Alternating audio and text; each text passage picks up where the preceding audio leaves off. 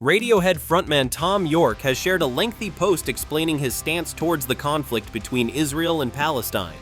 He spoke out on the conflict after he clashed with a protester during a solo show last October and left the stage abruptly when the person in the crowd interrupted his set.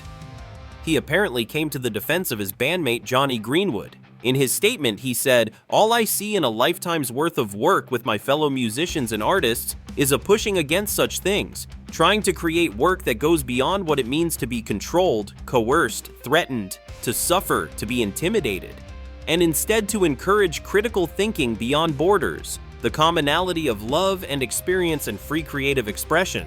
In June 2025, Greenwood and Tassa were set to perform in Bristol and London, bringing their collaborative work to UK audiences.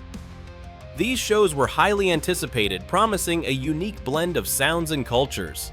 However, the concerts were abruptly cancelled. The venues, Bristol Beacon and Hackney Church, cited credible threats as the reason, stating it was not safe to proceed.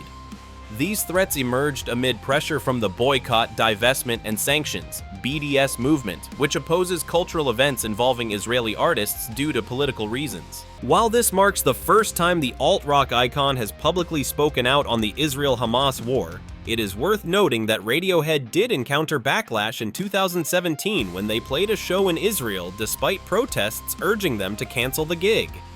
Among those pressuring the band to back out of the live show, which was held at Yarkon Park in Tel Aviv, were Roger Waters, Thurston Moore, Young Fathers, and Archbishop Desmond Tutu, who all signed an open letter issued by Artists for Palestine UK. Roger Waters had previously launched a rant on Thom Yorke. According to Waters, he and Yorke had an email exchange about reconsidering performing a scheduled gig in Tel Aviv due to Israel's violent occupation of Palestine, but never came to an agreement.